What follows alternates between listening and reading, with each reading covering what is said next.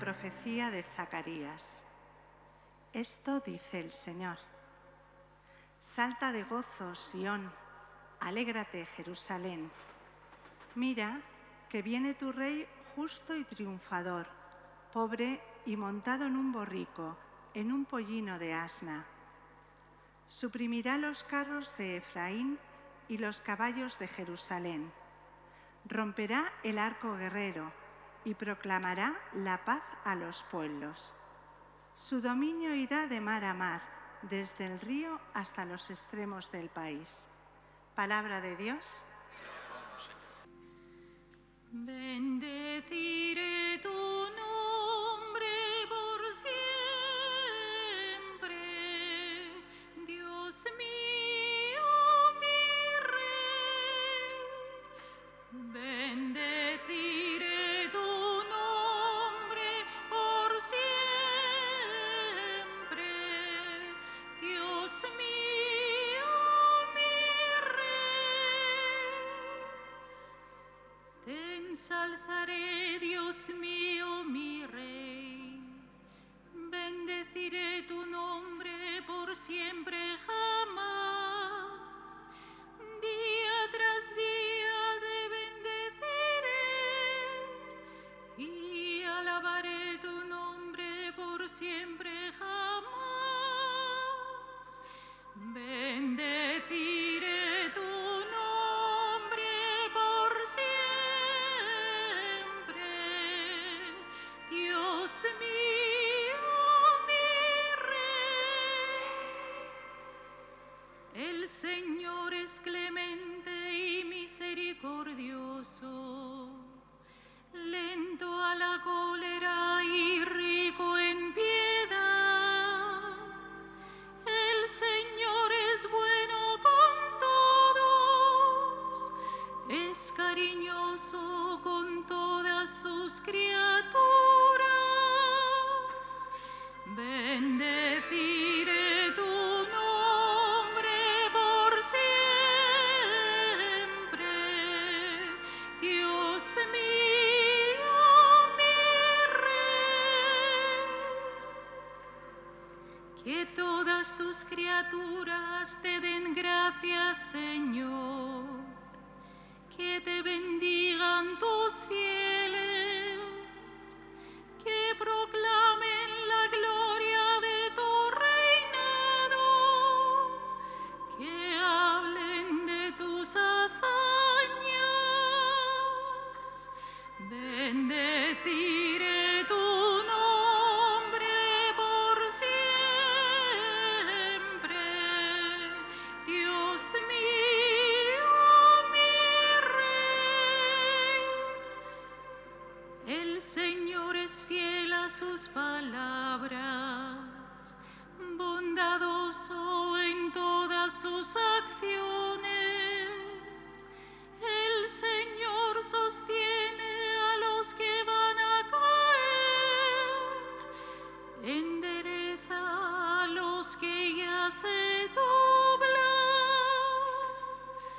Bendeciré tu nombre por siempre,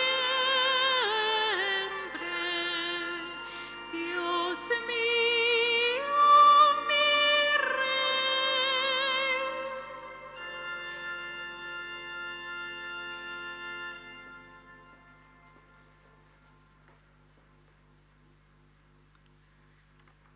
Lectura de la carta del apóstol San Pablo a los romanos. Hermanos, vosotros no estáis en la carne, sino en el Espíritu, si es que el Espíritu de Dios habita en vosotros. En cambio, si alguien no posee el Espíritu de Cristo, no es de Cristo. Y si el Espíritu del que resucitó a Jesús de entre los muertos habita en vosotros, el que resucitó de entre los muertos a Cristo Jesús, también dará vida a vuestros cuerpos mortales por el mismo Espíritu que habita en vosotros.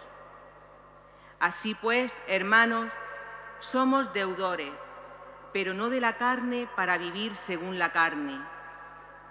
Pues si vivís según la carne, moriréis. Pero si con el Espíritu dais muerte a las obras del cuerpo, viviréis. Palabra de Dios.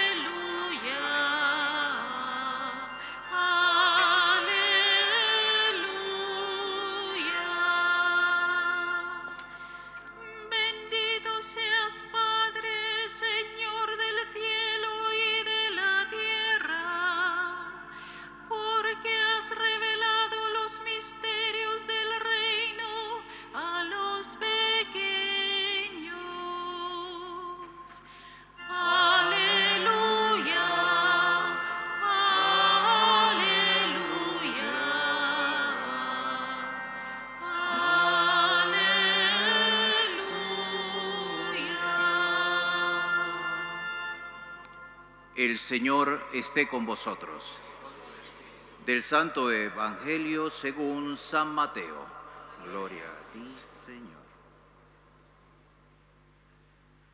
En aquel tiempo tomó la palabra Jesús y dijo: Te doy gracias, Padre, Señor del cielo y de la tierra, porque has escondido estas cosas a los sabios y entendidos, y se las has revelado a los pequeños. Sí, Padre, así te ha parecido bien. Todo me ha sido entregado por mi Padre, y nadie conoce al Hijo más que el Padre, y nadie conoce al Padre sino el Hijo, y aquel a quien el Hijo se lo quiera revelar. Venid a mí todos los que estáis cansados y agobiados, y yo os aliviaré. Tomad mi yugo sobre vosotros y aprended de mí, que soy manso y humilde de corazón, y encontraréis descanso para vuestras almas, porque mi yugo es llevadero y mi carga ligera. Palabra del Señor. Permaneced de pie para recibir la bendición con la palabra de Dios.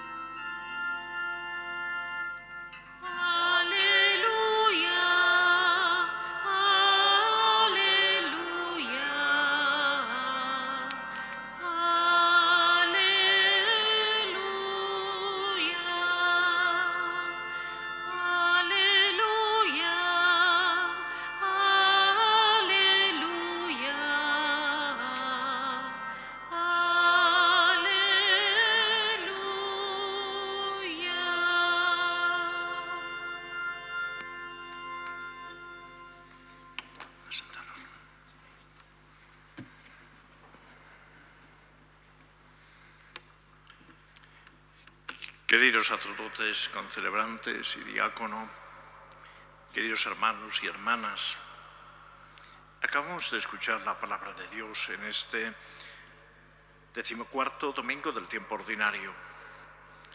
Al principio se nos invitaba precisamente a alimentarnos de la palabra y del cuerpo y la sangre del Señor en esta mesa doble de la Eucaristía, la mesa de la palabra y la mesa del cuerpo y la sangre del Señor. ¿Y cuál es el menú? ¿Qué es lo que nos trae la palabra de Dios en este domingo? Hay algo que se repite, y es precisamente la referencia a la humildad y a la sencillez. Por una parte, el libro de la profecía de Zacarías se nos pone como ejemplo al rey mesiánico que viene en la humildad y en la sencillez, no como un poderoso.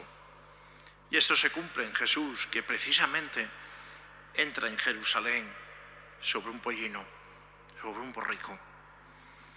Al mismo tiempo, se habla de cómo ese rey que viene en la pobreza y en la sencillez, en la humildad en definitiva, destruirá a los poderosos, derriba del trono a los poderosos.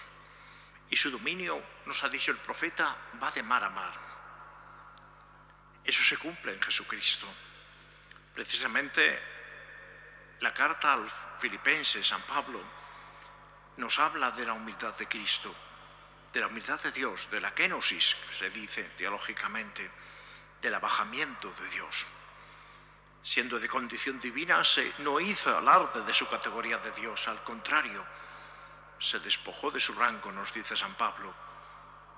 Se hizo uno de nosotros, se sometió incluso a la muerte y una muerte de cruz. Por eso fue exaltado. Y nos invita a nosotros a tener también los sentimientos propios de Cristo. El camino de la humildad y la sencillez.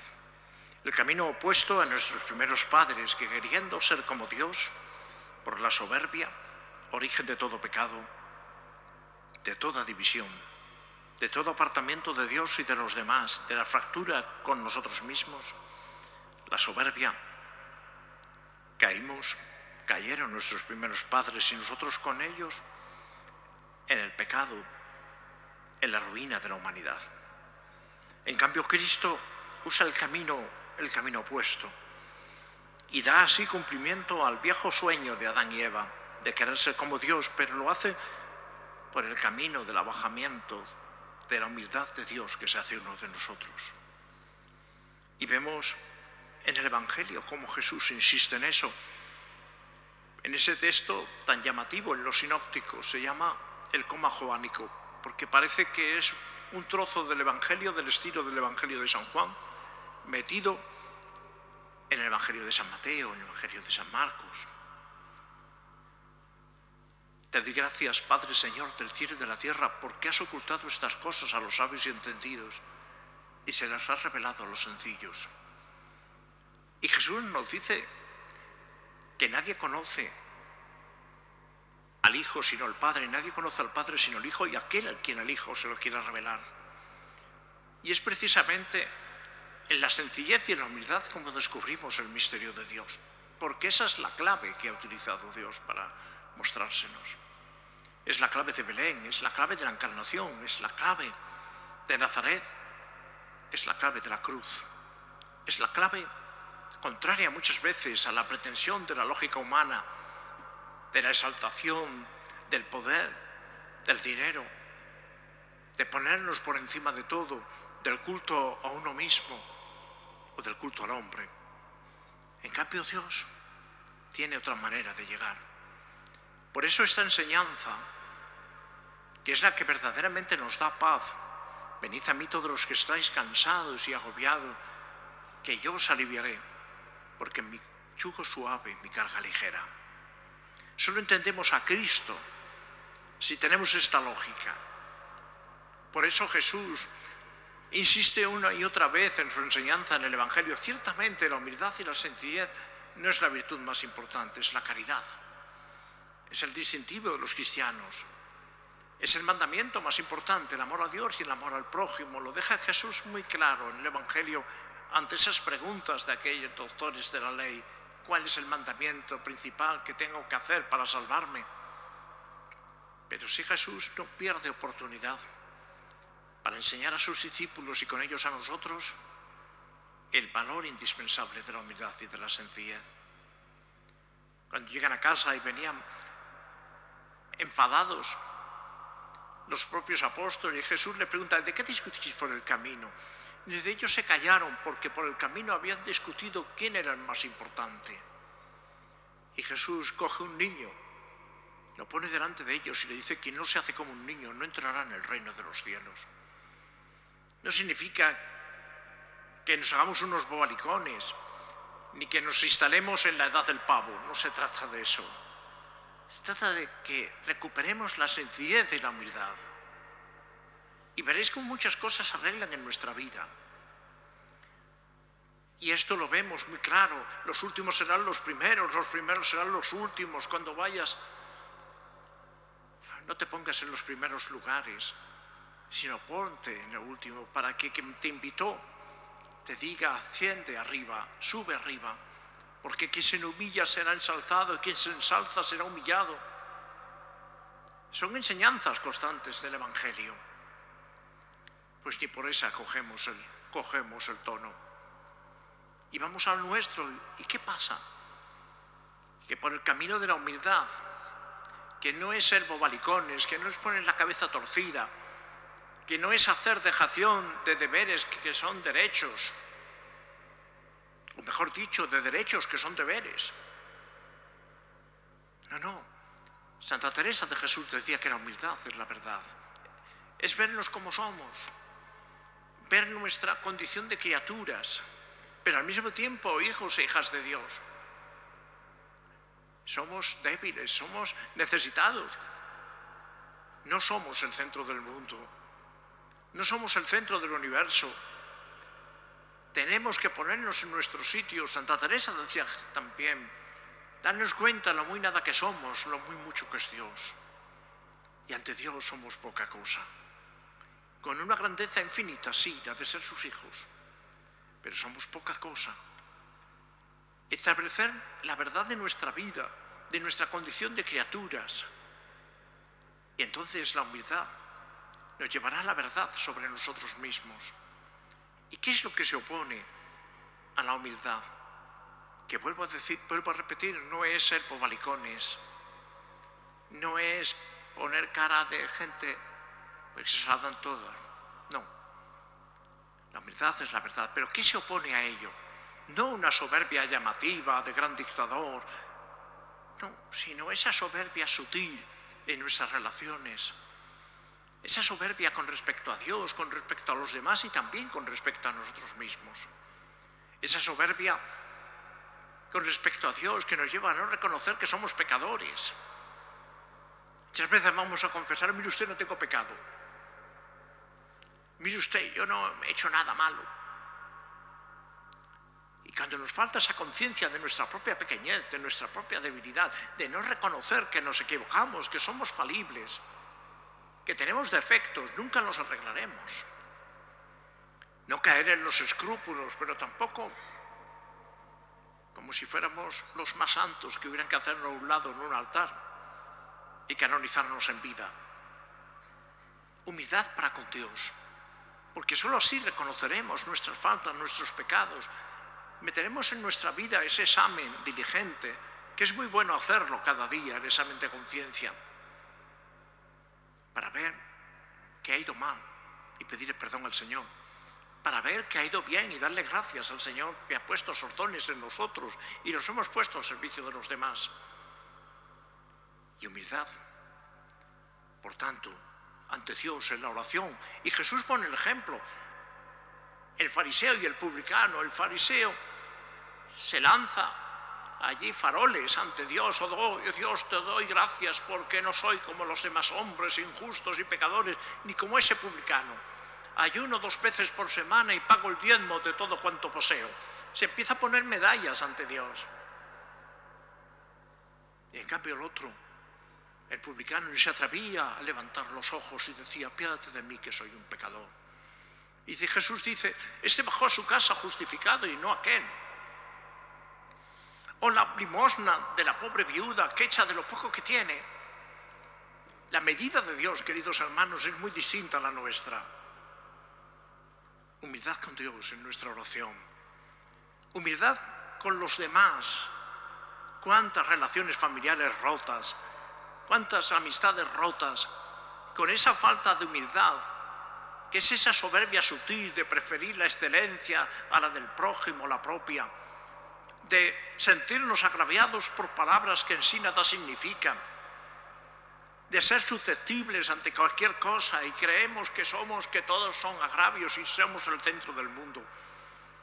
¿Por qué tengo yo que pedir perdón? ¿Por qué tengo yo que rebajarme? ¿Por qué tengo yo que siempre ser el mismo?